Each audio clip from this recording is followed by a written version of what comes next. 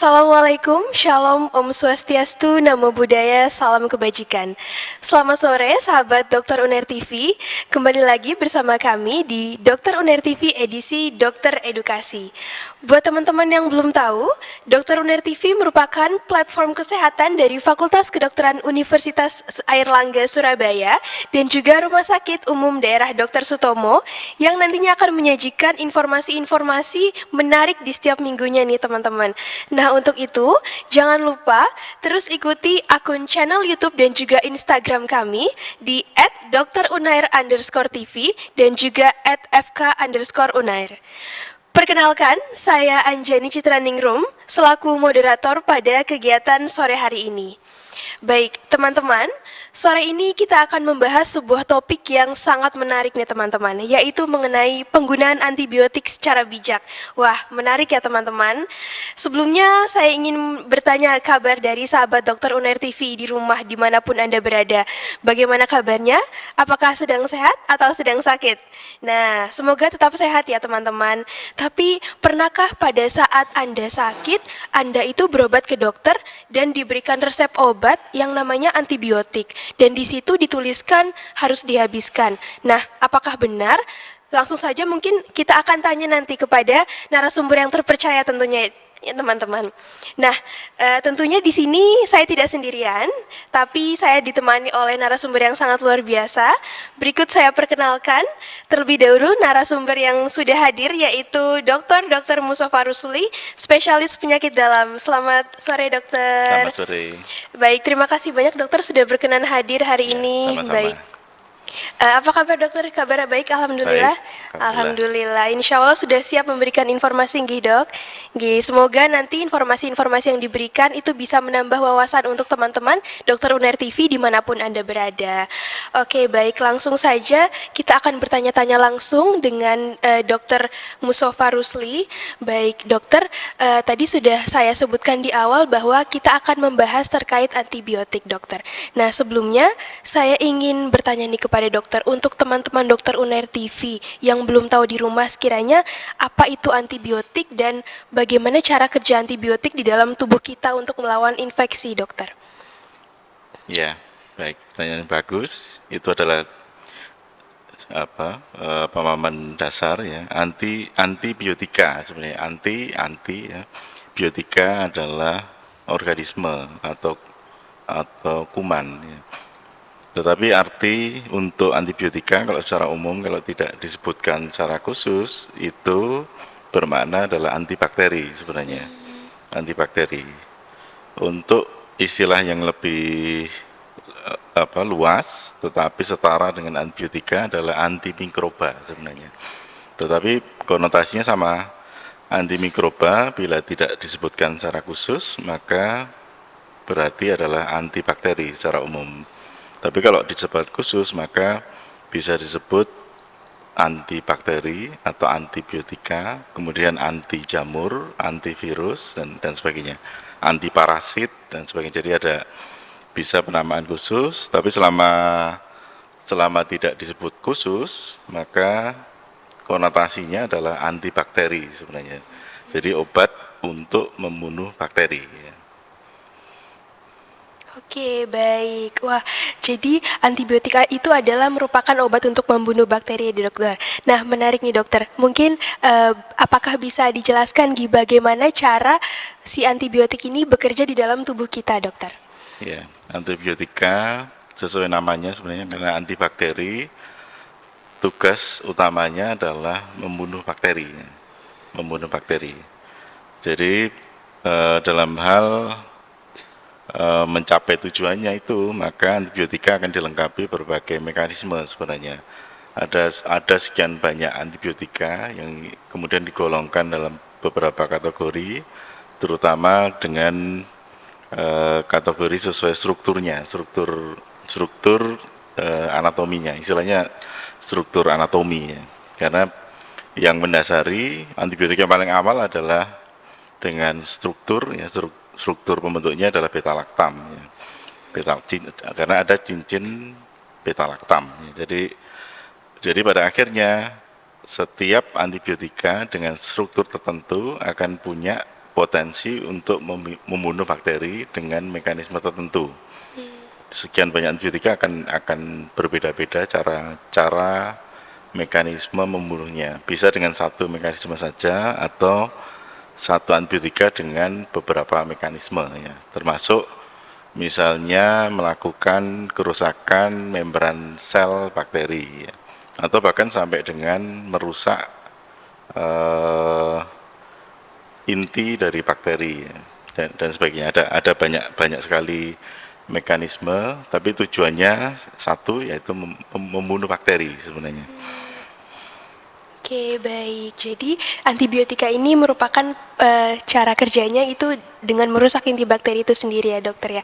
Nah, saya ingin bertanya juga nih, dokter, sekiranya kapan waktu yang tepat untuk menggunakan antibiotika itu sendiri, dokter? Ya, antibiotika digunakan bila memang ada indikasi infeksi bakteri. Tetapi tidak semua infeksi bakteri perlu diberikan antibiotika. Karena bila ada keyakinan bahwa bakteri yang menginfeksi seorang pasien itu adalah bakteri yang termasuk self-limiting disease, maka itu tidak perlu diberikan antibiotika juga. Kita biarkan tubuh membunuh bakteri itu sendiri, karena tubuh sendiri sudah punya berbagai mekanisme untuk membunuh bakteri sebenarnya. Antibiotika itu akan membantu agar tubuh dengan cepat bisa mengatasi hal itu. Tapi beberapa infeksi yang masuk kategori self-limiting itu tidak diperlukan antibakteri, karena tubuh akan bisa membunuh bakteri itu sendiri. Baik. Terima kasih banyak dokter penjelasannya. Jadi tidak semua bakteri perlu diberikan antibiotika gitu, nggih, dok. Ya. Nah, saya ingin bertanya dokter, sekiranya apa ada penyakit-penyakit yang tidak perlu diberikan antibiotika secara spesifik gitu, dokter? Penyakit yang tidak perlu diberikan antibiotika termasuk yang saya sebutkan tadi, infeksi bakteri yang self-limiting. Misalkan diare yang self-limiting, diare non-spesifik yang self-limiting dengan dugaan infeksi bakteri, tapi bakteri yang self-limiting, maka tidak diperlukan antibakteri. Karena tubuh akan bisa melakukan penanganan terhadap bakteri itu. Kemudian yang tidak diperlukan antibakteri ya penyakit-penyakit yang non-infeksi, misalkan non-infeksi. Pasien dengan demam tetapi dugaannya adalah non-infeksi, ya tidak diperlukan antibakteri. Dan tentu saja infeksi yang tidak disebabkan bakteri. Kalau infeksi jamur, infeksi virus dan sebagainya tidak memerlukan antibakteri. Jadi sebenarnya penggunaan antibiotika yang sebagai antibakteri itu khusus kalau ada infeksi bakteri sebenarnya. Jadi sebenarnya simpel saja. Wah, baik. Jadi insight baru nih ya teman-teman, tidak semua penyakit itu perlu antibiotika. Baik, mungkin dokter di sini masyarakat Dokter Unair TV juga masih terdengar mitos-mitos dari masyarakat. Sekiranya adakah mitos-mitos dari masyarakat terkait hal-hal yang masih keliru terkait penggunaan antibiotika itu sendiri, dokter?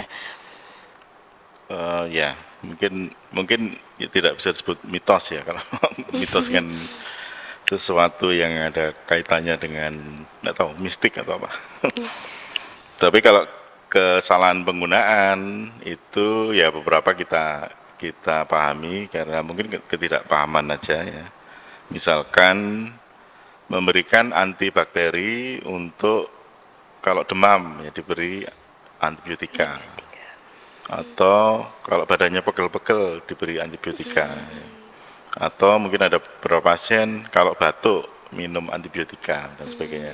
Yang hal-hal yang seperti itu yang memang harus untuk promosi kesehatan ya harus di masyarakat harus diberi pemahaman tentang itu ya.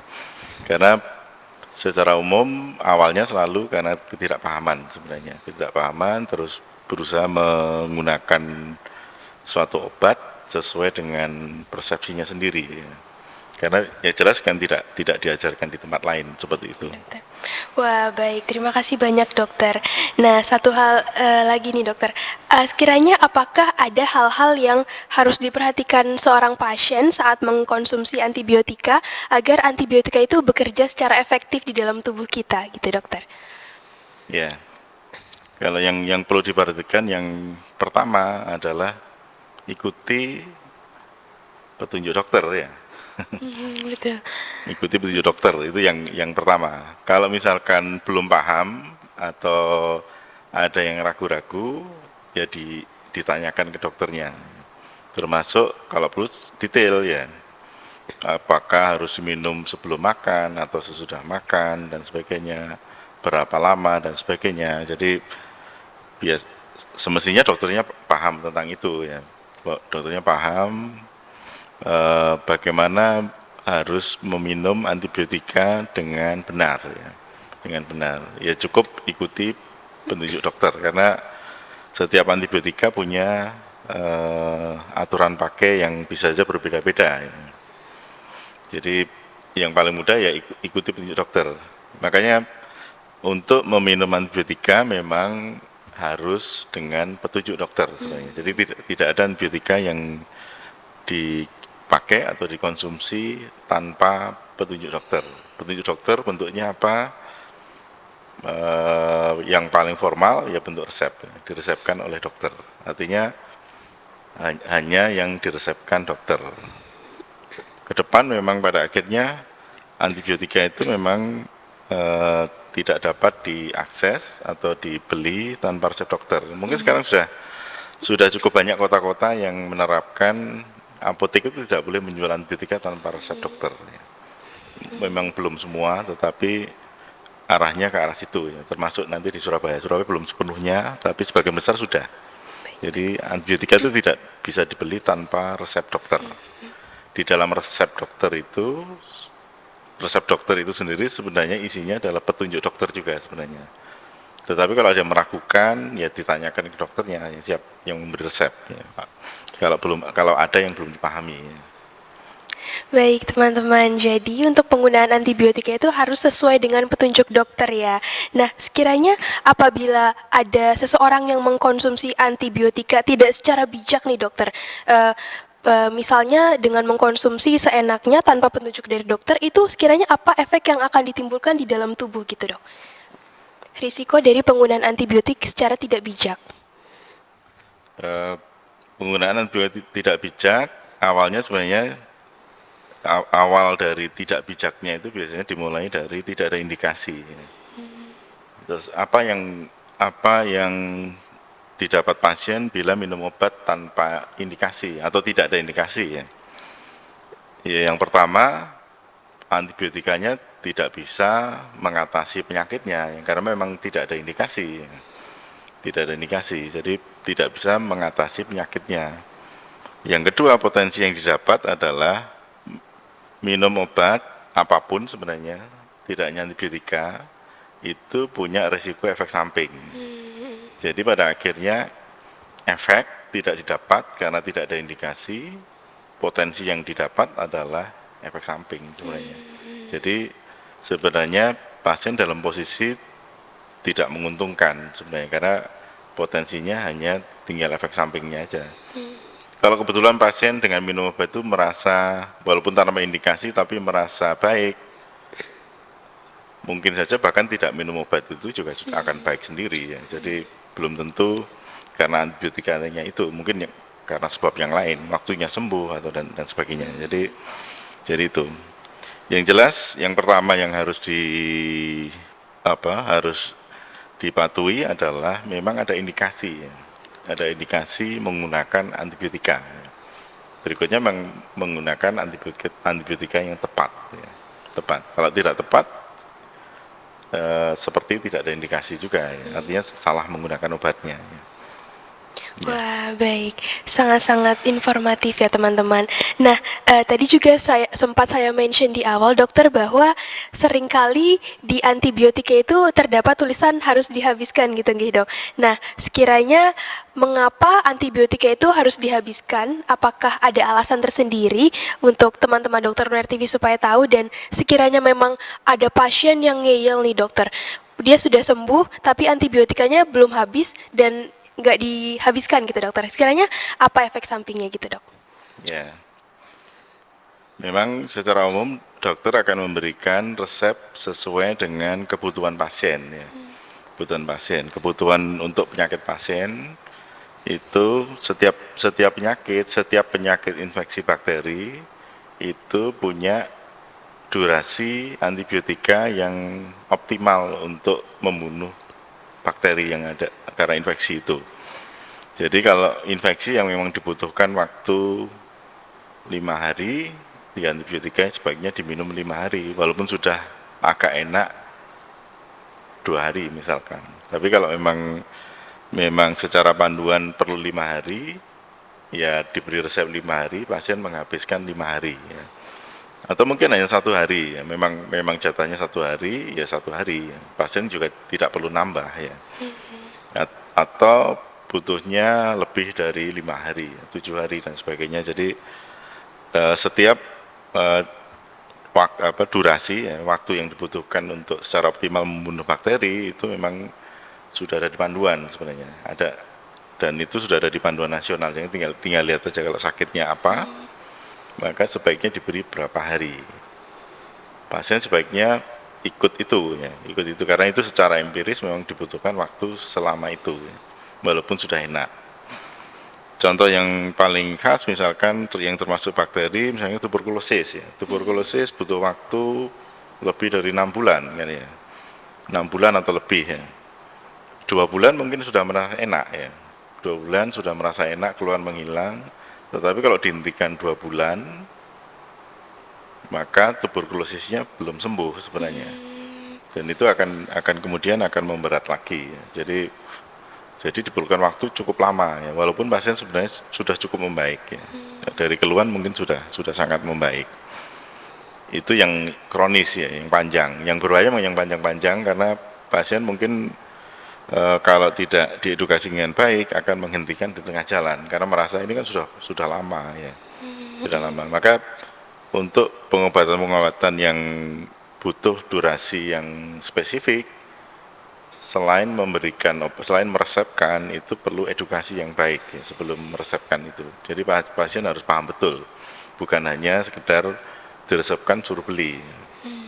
Jadi pasien harus dipahamkan bahwa saya dokternya akan memberikan antibiotika ini selama sekian hari, ya, 1 hari, 2 hari, 3 hari, 5 hari, atau 7 hari dan sebagainya. Jadi harus dipahamkan. Baik. Dan betul-betul dipesan memang harus menghabiskan sekian ya. Jadi itu perlunya. Kalau tidak ya nanti kemungkinan paling besar ya infeksinya belum selesai. Artinya nantinya akan datang dengan lebih berat lagi.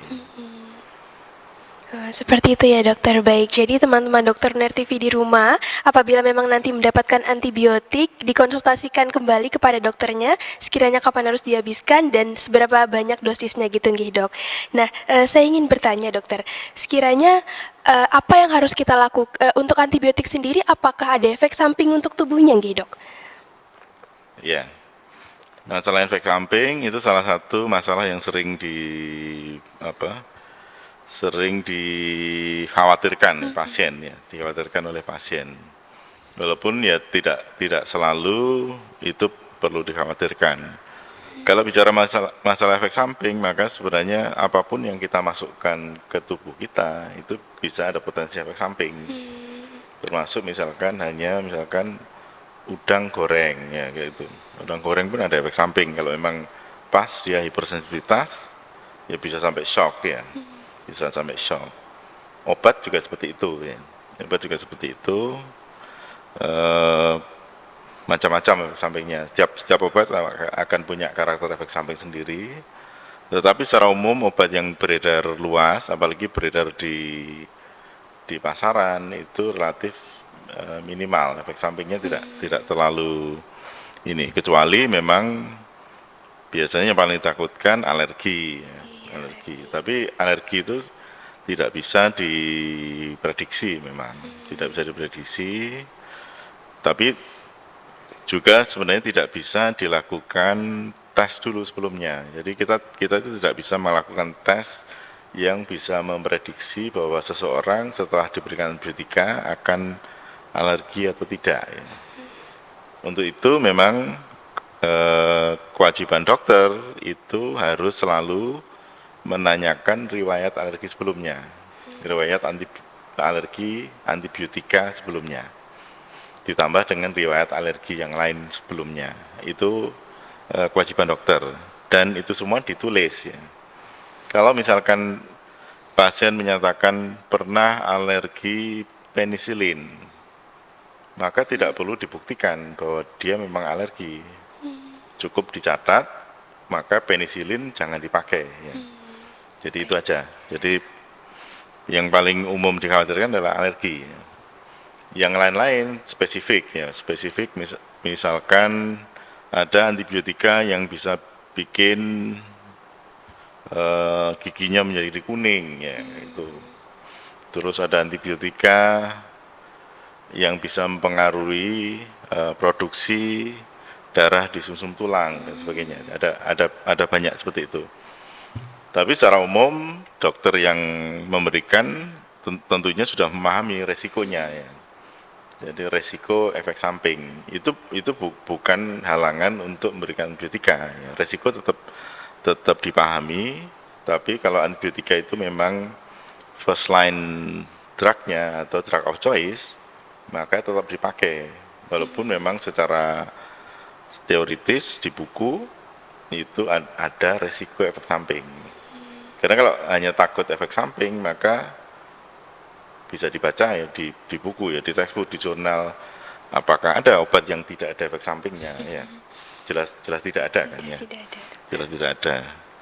Jadi pasti ada efek sampingnya. Cuma seberapa sering dan seberapa berbahaya efek sampingnya, tentunya dokternya paham itu ya.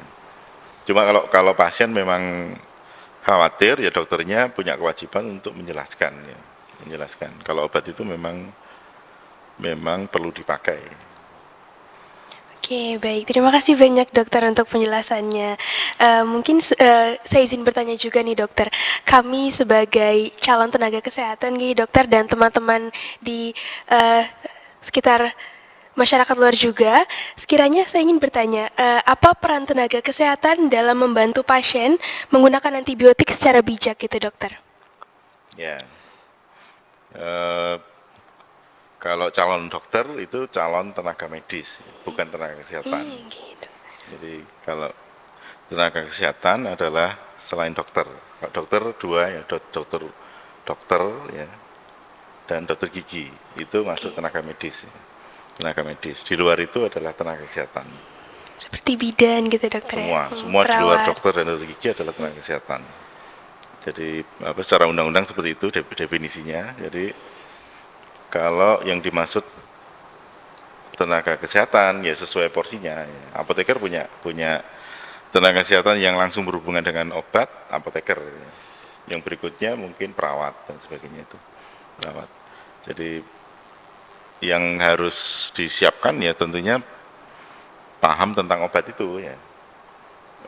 Untuk memberikan obat, terutama antibiotika paling enggak kalau di sisi dokter ya, kalau di sisi apoteker dan perawat itu sebenarnya cukup mengikuti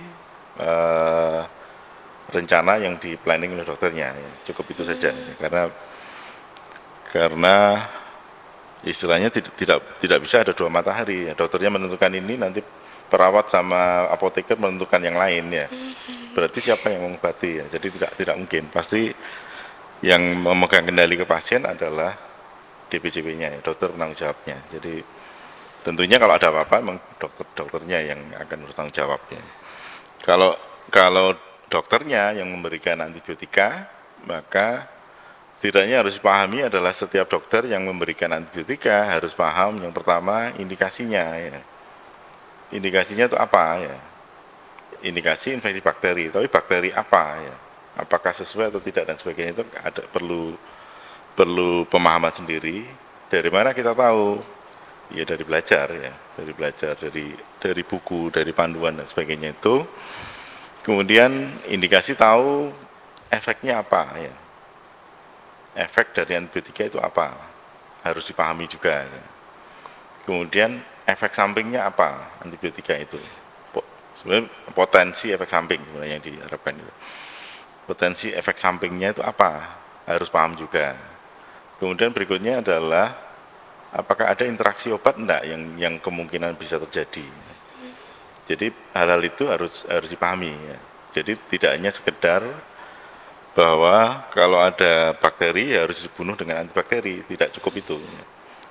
Seorang dokter harus menguasai seluruhnya itu, karena kalau ada apa-apa, siapa yang tanggung jawab ya? Ya tetap yang memberikan antibiotika ya. Jadi itu memang akhirnya ya berat ya. Memang tapi kan itu kan diajarkan semua ya. Kan seluruhnya seluruh yang harus diketahui itu sebenarnya sudah masuk kurikulum ya. Sudah masuk kurikulum untuk menjadi dokter ya, dengan porsi masing-masing. Artinya dokter umum pasti berbeda dengan spesialis, konsultan dan sebagainya ya. Tapi dokter umum pun sudah cukup banyak yang harus dipahami. Dan dokter umum juga boleh menggunakan antibiotika pada penyakit yang tertentu ya, tertentu pun cukup banyak ya, yang bisa bisa diobati dengan antibiotika oleh dokter umum. Kalau spesialis nanti spesifik ya. Ada infeksi yang di penyakit dalam, infeksi di pediatri dan sebagainya. Jadi masing-masing nanti akan tergantung persiapan masing-masing spesialisasi kalau itu ya. Kalau saya tidak perlu menyiapkan pengetahuan tentang antibiotika pada anak-anak ya. Karena penyakit dalam ya. Kalau penyakit dalam saya tidak bisa menangani anak-anak memang. Ya. Jadi tidak berwenang menangani anak-anak. Jadi berarti yang paling banyak belajar antibiotika siapa? Dokter umum sebenarnya, karena harus melajari semua. Betul, Ya. betul dokter. Jadi mungkin itu ya. Baik, terima kasih banyak dokter untuk insight yang sangat luar biasa. Nah, mungkin dokter sekiranya adakah pesan yang ingin dokter sampaikan nih kepada masyarakat agar masyarakat itu lebih bijak menggunakan antibiotika gitu dokter? Ya, untuk masyarakat memang kita harapkan untuk memakai antibiotika sesuai dengan petunjuk dokter, itu saja. Jadi karena kita tidak mengharapkan masyarakat membeli antibiotika sendiri. Bukan berarti itu sesuatu yang buruk ya. Antibiotika memang dibutuhkan, tetapi memang untuk menangani suatu penyakit infeksi memang kita percayakan pada profesi dokter untuk memulai penanganan infeksi bakteri itu. Jadi kalau masyarakat cukup itu ya. Berarti ya sebaiknya tidak beli sendiri ya, tidak berusaha mengobati diri sendiri dengan antibiotika dan sebagainya ya. Ini masyarakat secara umum ya, bukan masyarakat yang kebetulan punya gelar dokter ya.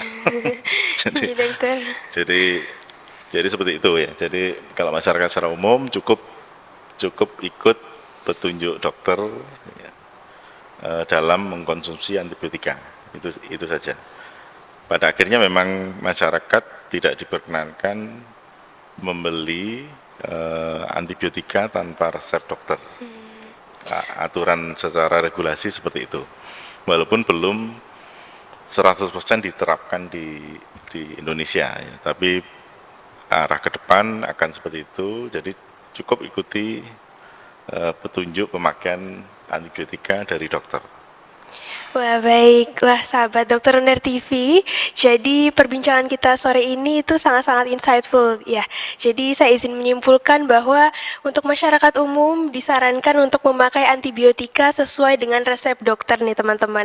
Nah, disarankan juga jangan membeli antibiotika sendiri karena untuk meminimalisir hal buruk yang terjadi, percayakan kepada dokter yang sudah memberikan resep. Nah, karena untuk saat ini juga sudah dimulai peraturan Gidok bahwa masyarakat umum tidak boleh membeli antibiotika tanpa resep dari dokter gitu. Baik, terima kasih banyak dokter untuk perbincangan Ya, sore hari sama-sama. ini. Saya sebagai narasumber, mohon maaf saya sebagai moderator juga banyak mendapatkan insight baru nih dari dokter.